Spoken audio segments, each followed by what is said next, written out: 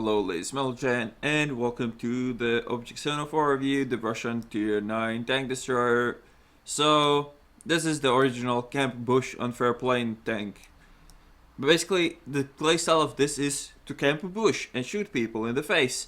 And the upgrade from the ISU, you can see where the upgrade is at, but it's not that important really. Like, I used to play my ISU in platoon with my platoon mates who were playing tier 9s, and it worked almost the same as this thing is. The plus side to the 704 comparing to ISU is that it reloads around 1 second faster, or even a bit less than that. And it gets 50% more health, so you can, at the end of the game, you can, well, not the end, at one point of the game you can stop camping bush and start trading your health to do more damage, which is another strong suit of the 704. It's still slow as shit, it turns like a boat, and it has no armor. People who say this thing has armor have no clue what they're talking about. Look at this shit. 120. Okay, it's angled. It's not angled very well, but it's angled. Sure. Well, can we actually get... how much degrees is that? It's like 50 degrees. So, basically, this thing, unless it's... how much? This thing doesn't even have that much gun depression, so it's like 2 degrees. You can't really get much armor out of this. 185, 260, but this is just retarded. You'd never show anybody this much side armor. So the 704 is not like easy to angle. The gun archers are not bad, but you can't angle this and pretend that you have armor. There's armor here. This is a strip of 100 armor over around 100. Wait, is it 100? It's not even 100.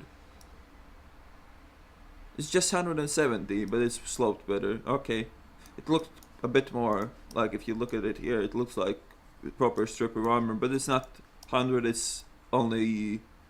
well, it's 50, it's still good. This plate here is usually an auto bounce for most guns, and the gun mantlet, as always on the Russian TDs, is made out of mustache from Stalin himself. So this is impenetrable for most guns, and there's some spaced armor here as well. So as long as you don't hit this zone here, you're gonna pen this tank. There is spaced armor here. It is slightly ridiculous some points. There we go. Where did it go? There you go. 735 side armor. This tank totally needed that space side armor, didn't it?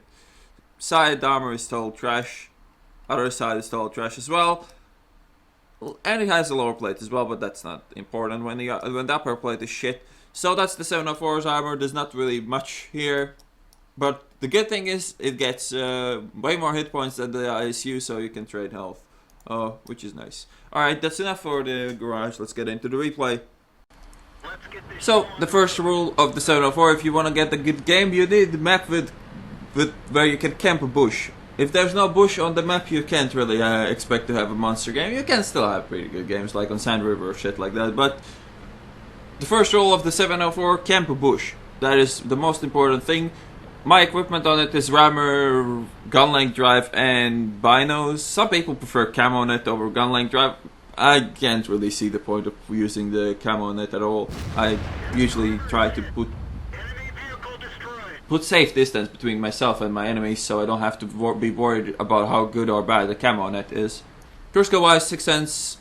Repairs is well, camo is more important than repairs, but I wouldn't recommend going out full camo with no repairs. I would probably recommend, if you're like first kill, I would put one guy on camo, well, 2 guys on repairs and 3 on camo or something like that. That was a really poor shot in that AD-15. You'll see the difference. When you lead your target over ridge, you can't. You have to lead his gun or something like that. Like I'll do this time. I'll aiming at this guy's gun, and then I can.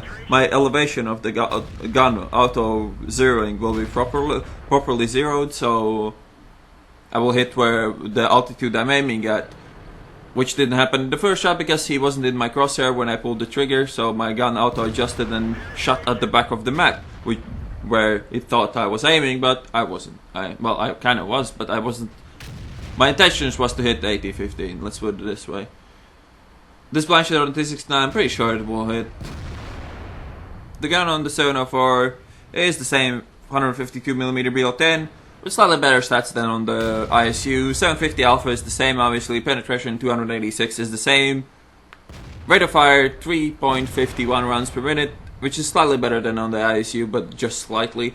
Aiming time 2.9 seconds instead of 3.4, which is again slightly better. Gun depression -6, which is actually pretty good. I just said it's -2, but that's complete false information. Mobility wise, the 704 is slightly better than the ISU, but the difference is really minor. It gets slightly better power to weight ratio because it's slightly lighter. It gets 1 degree better track traverse at 22 instead of 21. It gets worse top speed at 37 instead of 43. So the traverse is still junk. The top speed is alright. Top speed backwards is 1 kilometer better. So yay, retreating. View range 390. With binos, it's really good. Signal range 730, but who the fuck gives a shit about the signal range? Camo on this can be ridiculous and all. Can seem overpowered as fuck. It kinda is. Hopefully it gets fixed next patch, but at the moment sometimes you feel like, how the fuck am I not spotted, and you're not. But yeah, taking a lot of blind shots in this game, not a lot of them will hit, but it's still better than to do nothing. And Zircon is in trouble. He got spotted. He's gonna die like a clown. The only thing I can make sure of is that the SU dies as well. And 704, the BL10, is really good at making sure that things die when you shoot them. 750 alpha damage still works really, really well. In tier 8 it was ridiculous and overpowered with that reload. In tier 9 it's more balanced. The reload is still way better than on, say, a T30, but the T30 is completely different tank and has a turret and so on. But the 704 is still powerful. It can still camp bush very well. It can play a bit more aggressive towards the end of the game and not be afraid of dying all the time, but is it my kind of tank? No, it isn't. The playstyle of this is a bit too boring for me. Most of the games we just camp bush like I am for the first part of this game, and that's not really what I like to do in my tier 9 tank destroyer, but that's what the ISU 704 does, and really it doesn't do anything else really good.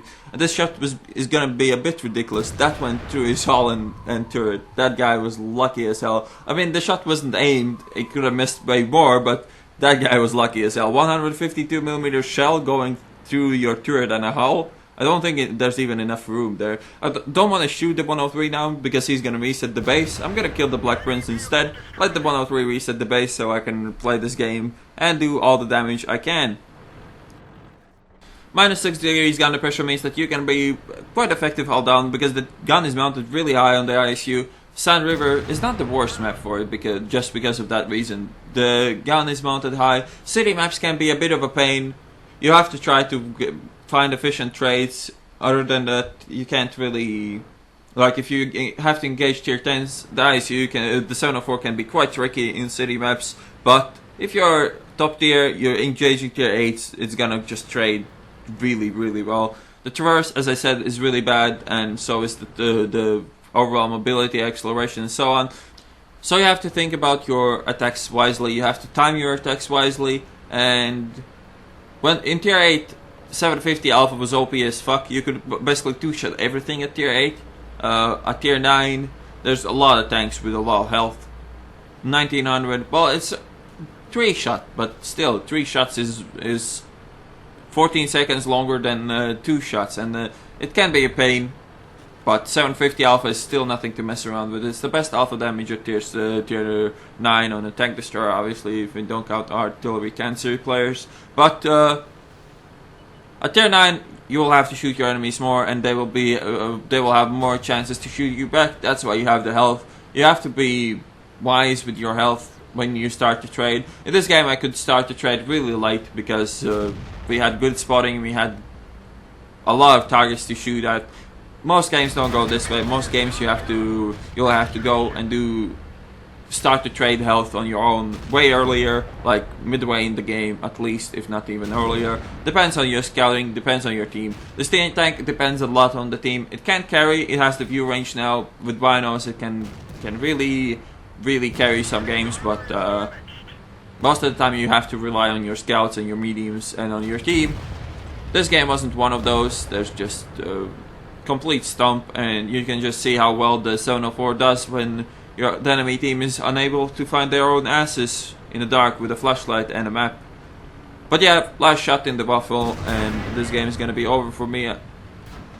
I think he shot my gun mantlet, so I only lost 200 health to AT-15. So there we go. Obviously, it's tanker badge, Reaper, 4,244 experience, high caliber, 1,500 spotting slash assistance, 7,220. Like, is it 68? 68 damage done. I think I hit 1 or 2 blind shots. It doesn't really matter, but got a bit more damage than I was accounted for. So yeah, the 704 is still very strong at camping bush. It's better at doing other things now. Trading health for damage is one major thing that it does much better than the ISU. But it's still not my tank. I don't really like this playstyle. I don't really like the way it works. The camo can be sometimes ridiculous. It's like, how the fuck am I not spotted? But they're gonna change it in the next patch, so maybe it's gonna get balanced a bit more. But I can't really say that this tank is OP as the ISU was, because as I said, the 750 Alpha Tier 9 is still really good, but it's not two-shotting tanks. And when you get shot once, you can still win the encounter if you play well. But when you get two-shotted, you get shot once and then you have 15 seconds to escape, or to try to track him, or to try to do something about it. With the 704, you have way more time than that, and if you're not positioned really badly, you can counter 704s with not that much difficulty. So 704 is really good. It's not OP, in my opinion. The camo can be ridiculous sometimes, but yeah, that's my take on the 704. I hope you enjoyed this video, and I'll see you on the next one.